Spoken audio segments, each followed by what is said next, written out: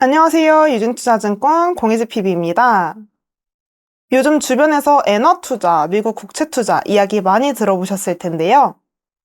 나는 어디에 투자해야 되나 고민이신 분들한테 아이디어를 제시해볼까 합니다. 우리 머리 아프게 고민하지 말고 일본에 상장되어 있는 미국 국채 ETF에 투자해보는 건 어떨까요? 바로 아이쉐어즈 20년물 이상 미국 장기 국채에 투자하는 일본에 상장되어 있는 ETF인데요. 역대급 엔저 상황 속에서 우리는 환차익을 챙기고 엔화로 미국 국채 ETF에 투자해서 미국 금리 인하 시 채권 가격 상승에 따른 매매 차익까지 노려보자는 거죠. 환차익도 챙기고 채권 매매 차익도 챙기는 방법입니다. 그래서 엔화 강세가 언제 되는 건지, 미국은 금리를 언제 인하시키는 건지, 말은 많은데 도대체 언제 되는 건지 궁금하신 분들이 많으실 텐데요. 그러면 먼저 엔화에 대해서 이야기해볼까요? 역대급 엔저 상황이 이어지고 있다는 뉴스는 한 번쯤 접해보셨을 건데요. 미국은 계속 금리를 올리는데 일본은 이제 마이너스 금리를 유지하다 보니까 금리 차이가 계속 벌어지고 있죠. 결국 돈이 미국으로 쏠리면서 엔화 가치가 많이 떨어졌어요. 사실 일본도 이거를 걱정하고 있습니다. 그러면 일본도 금리를 인상하면 되는 거 아니냐라고 생각하시겠지만 사실 그것도 쉽지는 않습니다. 과거 2000년대 초반에 2차례 정도 금리 인상을 시도했다가 장기 디플레이션을 겪었기 때문에 일본 중앙은행 입장에서는 금리 인상 카드를 꺼내기는 사실 쉽지가 않습니다.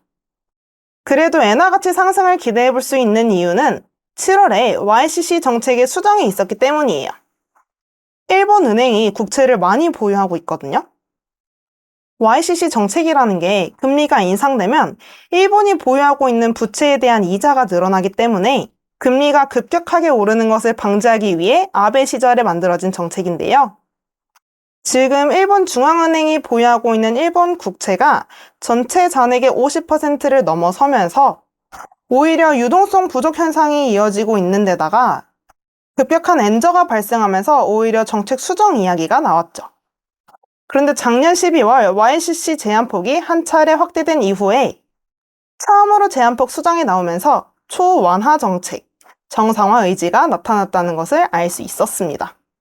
거기다가 만일 미국 금리가 인하가 된다면 돈이 미국으로만 쏠리던 게 원화가 될 터이니 엔화에는 긍정적인 이슈로 작용할 수 있을 겁니다.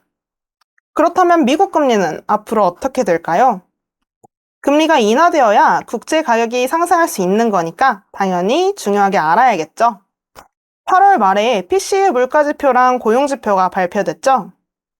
생각보다 둔화 흐름이 나오면서 9월 FOMC에서는 동결 가능성이 높아진 상황입니다. 그런데 연준의 예고대로 연내 1회 인상이 더 남아있게 된다면 한 11월 정도? 한 차례 인상이 더 있을 수는 있을 것 같아요. 하지만 이거는 모두가 예상하고 있는 시나리오이기 때문에 실질적인 금리 인하 시기는 다가오고 있습니다. 역사적으로 봤을 때 기준금리는 정점을 찍은 이후에 6개월 정도 시간이 지난 후 금리 인하가 시작되었어요. 실제로 몇 가지 지표가 내년의 금리 인하 가능성을 보여주고 있습니다. 현재 미국 10년물 국채 금리랑 기대 인플레이션이 금융위기 이전 수준으로 회귀하고 있는 것을 볼 수가 있죠. 어느 정도 정상화가 이루어진 모습인데요. 다만 진짜 경기가 둔화되는 모습을 보여야 금리 인하가 시작이 될 수 있을 텐데 경기랑 가장 관련이 높은 구리 가격이 하락하고 있죠. 거기다가 기대 인플레이션과 갭 차이까지 커지는 건 아무래도 10년물 국채 금리가 더 높아지는 것에 대한 부담으로 작용할 수 있어요. 또 24년이 되면 미국 기업들이 발행한 회사채 만기 도래 금액이 커지는데요. 올해 2천억 달러 수준의 만기 자금들이 내년이면 8천억 달러 수준으로 커질 것으로 예상되고 있어요. 지표에서 보다시피 25년, 26년은 더욱더 커질 전망이고요. 고금리가 이어지다 보면 회사들이 자금을 조달하는 비용이 커지게 되고 결국엔 자금 조달 비용 상승이 투자와 고용을 위축시킬 겁니다. 그러면 미국은 금리 인하 카드를 꺼낼 가능성이 높아지게 되겠죠. 한 가지, 아직 유가 지표가 하락 반전을 보이지 않는다는 점이 금리 인하를 하기에는 부담 요인으로 작용할 수 있어요. 하지만 종합적인 매크로를 고려해 봤을 때 엔화 강세와 미국 금리 인하에 투자해보는 것도 좋은 아이디어가 될 수 있을 것 같습니다. 제가 서두에 말씀드린 화면에 보이는 ETF가 일본에 상장되어 있는 미국 국채 장기물에 투자하는 ETF인데요. 해당 ETF는 N달러가 해지가 되어 있고 2020년 10월 14일에 설정된 ETF입니다. 블랙록 재팬이 운영을 하고 있는 ETF로 매년 4차례 배당을 해주는데 시가 배당률은 2.61% 정도가 됩니다. 운용보수는 0.15% 수준으로 국내에 상장되어 있는 미국 장기국채 ETF, 특히 해지되어 있는 거에 이제 절반 수준밖에 되지 않습니다.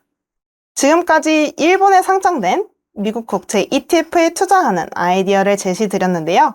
영상 참고하셔서 신중한 투자하시길 바라겠습니다. 저는 다음 영상으로 찾아뵙겠습니다. 감사합니다.